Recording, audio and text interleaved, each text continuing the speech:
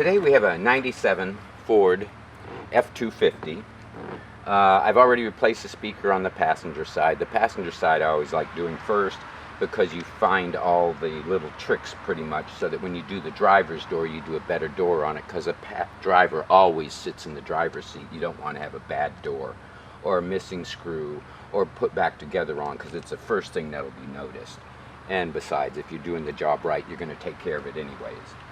But we're going to start with a Phillips screwdriver. The screws on this panel are pretty much all different, so it's good to put them down in a pattern so that you know where they go back to. But we're going to start up here on the front top right corner here. There's one Phillips screw here we're going to remove. And we're going to place this one in a spot where we remember where it goes. Next we're going to move down to the control panel here and remove the one Phillips screw here on the bottom of it. Once this screw comes out, we'll be able to get this panel up out of the door. We're going to place this screw in. We're going to take our pry bar and pry along the top edge of this panel, because there is a clip at this end of it, and we don't want to break any clips or any tabs that hold this in place. There we go. 2 clips up here. And we'll pull this forward and bring this up. Now this is going to loosen this up. We have, pull this bundle up a little bit, and we have 3 screws on the back of this. I'm going to take this outside panel off. It makes this a little bit smaller because we're going to have to pass it down through this opening. And I find rather than scratch the outside opening, we're going to remove 3 screws here. Now you have to remember, this is still all hot unless you've removed the battery terminal. If you need other speakers or other door panels or stereo removals, see the website carstereohelp.com. I have removal guides there, along with a lot of do-it-yourself repairs if you need help there on some of the easier problems. I do have some tough ones up there that I'm still working on. But now we have 3 screws here, and this panel will separate. We're going to set these 3 screws to the side. They are different again. And this back panel will back out and give you just the switches, and we're going to remove the outside panel here. Set this to the side. This will allow us to pass this down through the opening easier when we go to remove the door panel. Next we're going to move up to the handhold here, and we have one in the handhold here. We're going to remove this one, and this is a big one as well.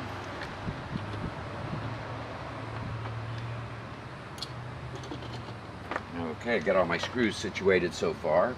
Now we have one here at the back, along the bottom. I think these 5 here are pretty much the same. There's one, that one's been changed out, I can tell. We have 2 here. This is an original factory. We have 3 down here along the bottom.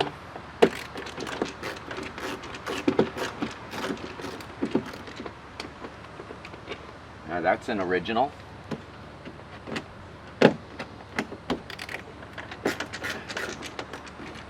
Fourth one along the bottom here. This is also an original. And one towards the front, along the bottom, right, along the front, right towards the bottom of the pocket here. And these are the 5 screws that need to be removed. And I'm going to set these 5 to the side. That one was original as well. Now there's a trick here. We have to watch for the door lock. When the door panel goes back on, make sure that this gets aligned. I have rolled the window down. You can still roll the window down at this time if you haven't done that as well, by turning the ignition back on. And we're going to lift this door sill up out of the panel. But there's a trick with the handle. Supposedly it's easier to remove the bolt that sits right here, but at the angle that's at, I find that very difficult. It is difficult to get the panel back on, but I find it more difficult to put the handle on. So now we've got all the screws out. We're going to make sure the panel's loose. It's pretty much loose except for the door handle. And I'm going to pull it back. There are clips that go up the back edges here. There's one clip here, one clip here, and one clip. They're all located about here, and we have to pull these back. Make sure they're not in their openings before we lift the door panel up. Now that goes for the front and the rear. And we're going to get it up out of the door sill here.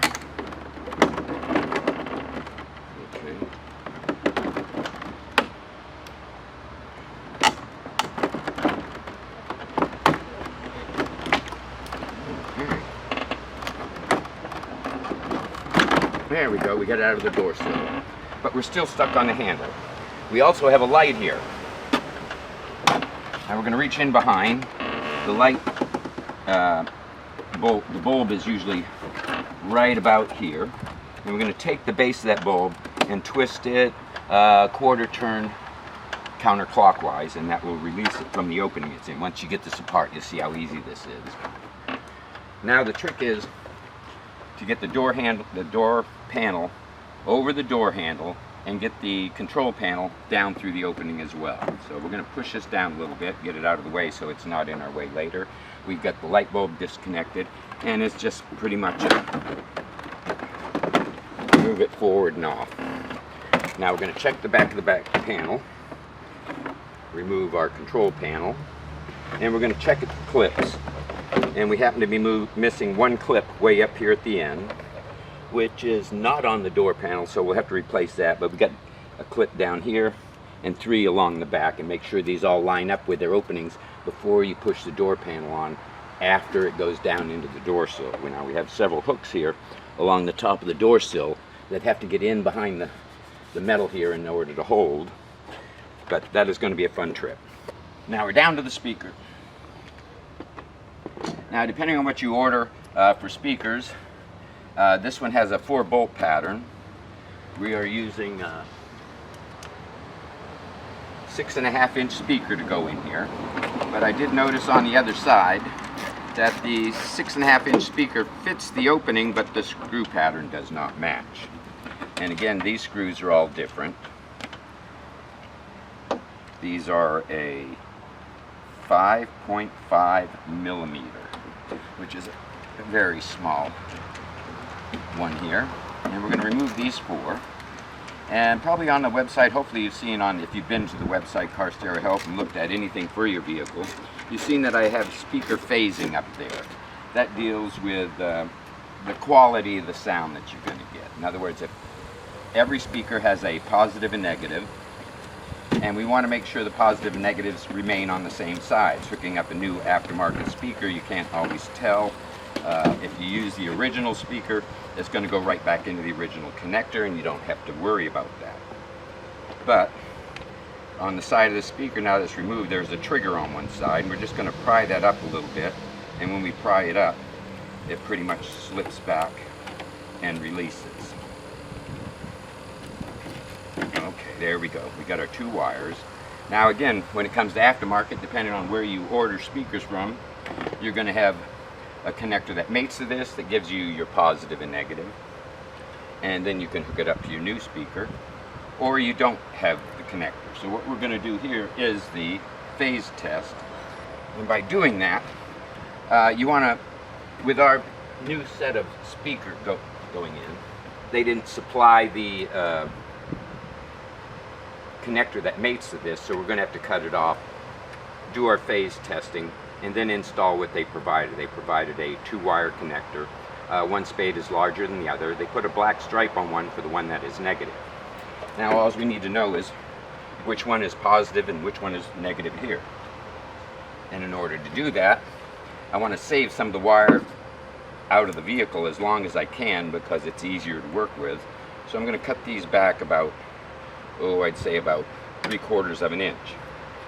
Then I'm going to bare these back, put them back on the speaker, and do the phase testing. But when I did the passenger side, I found that the passenger side had 2 wires on it too, also different colors. However, I did make a note of the colors for phasing on the passenger side, and the white wire with green stripe is positive, and the green wire with orange stripe on the passenger side is negative. So after noticing that the positive side came in on the side away from this tab, and after I've already checked this one, the positive is the orange wire on the driver's side. So we're going to splice this in. Our new speaker does not match the bolt pattern exactly, but we do have several patterns. I was able to get 3 screws to match up to the original bolt patterns, and I had to drill a 4th screw down here at the bottom to help hold it and secure it to the door. If you have any questions, see our website, or my website, carstereohelp.com. For your vehicle, you may be surprised at what you find there. I do have a lot of color wire connector codes. I don't do color codes because they change between vehicles. I will have a string of videos coming up that have nothing to do with car stereo. I hope you continue to subscribe, and thank you for watching.